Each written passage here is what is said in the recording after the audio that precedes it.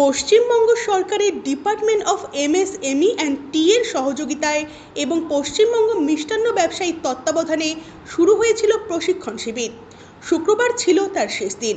মূলত মিষ্টির দোকানের কারিগরদের যে অভাব রয়েছে তা অতুলনীয়। সেই কারিগর জোগাড় করতে গিয়ে হিমশিম খেতে হয় মিষ্টির দোকানের মালিকদের। তাদের এই প্রয়াস ও পশ্চিমবঙ্গ সরকারের সহযোগিতায় শুরু হলো এই প্রশিক্ষণ কেন্দ্র।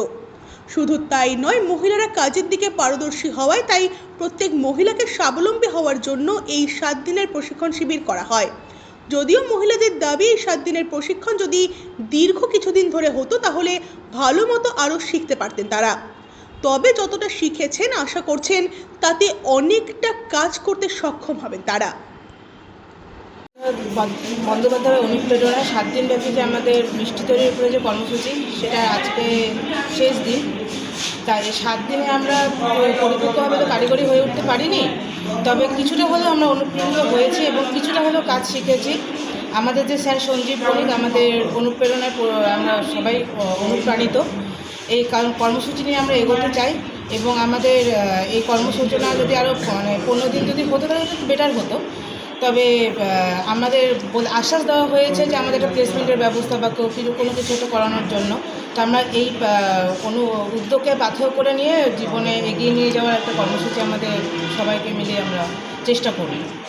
অ্যাকচুয়ালি আমাদের আজকে যে আপনারা এসছেন, আমাদের পশ্চিমবঙ্গ মিষ্টান্ন ব্যবসায়ী সমিতি সমস্ত রাজ্য জুড়ে আমাদের একটা ক্রাইসিস হলো কারিগরি সমস্যা, মানে সুইট শেপ, যেটা আমাদের দীর্ঘ কয়েক বছর ধরে আমরা এই দাবি করে আসছি রাজ্য সরকারের কাছে। আজ 7 দিন ধরে সেই রাজ্য সরকার আমাদের এই ইয়েতে বার্তায় ওনারা শুনেছেন এবং রাজ্য সরকার এমএসএমই ডিপার্টমেন্টের ক্লাস্টারে ডিআইসি তত্ত্বাবধানে আজকে যে সুইট শেপ কারিগরি যে প্রশিক্ষণ শিবির হচ্ছে তা আজকে 7ম দিন, মানে শেষ দিন। তো আমরা সমস্ত জেলায় দেখেছি যে নারী শক্তি এই সুইট শেপের মধ্যে এগিয়ে আসছে। আমি কুচবিহার গেলে বলছি না, যেহেতু আমি রাজ্যের সম্পাদক, তো সেই হিসেবে দেখছি যে অন্যান্য জেলায় যেখানে আমাদের সুইট হচ্ছে সেখানেও আমি ট্রেনিং দিতে শুরু করেছিলাম এবং ওখানেও শেষ হয়ে গেছে। কুচবিহার আজকে শেষ দিন, সেখানে কিন্তু নারী শক্তি এবার এগিয়ে এসছে আমাদের এই মিষ্টি। দাদা, কতজন প্রশিক্ষণ দেওয়া হলো? কতজন? তো আমরা এটা 30 জন করে, প্রত্যেকটা ডিস্ট্রিক্টে 30 জন করে আমরা প্রশিক্ষণ শুরু করেছি। খুব ভালো রেজাল্ট এবং তারা খুব মনোযোগ সহকারে কাজটা শিখছে। আমি চেষ্টা করব বা আমাদের তরফ থেকে চেষ্টা করব তাদেরকে প্লেসমেন্ট দেওয়ার জন্য এবং অন্যান্য জেলার থেকেও আমাদের ডিমান্ড করেছি কারিগরের, তারা যদি এখান থেকে কাজ শিখে গিয়ে তারা যদি অন্য কোনো জেলা যেতে চায় বা অন্য কোনো ধরনের তারা প্লেসমেন্ট চায়, আমরা অবশ্যই করব। তাছাড়া তারা নিজেরাও যদি ব্যবসা খুলতে চায় তার জন্য আমাদের অ্যাসোসিয়েশনের যা সহযোগিতা সেটা আমরা অবশ্যই করব।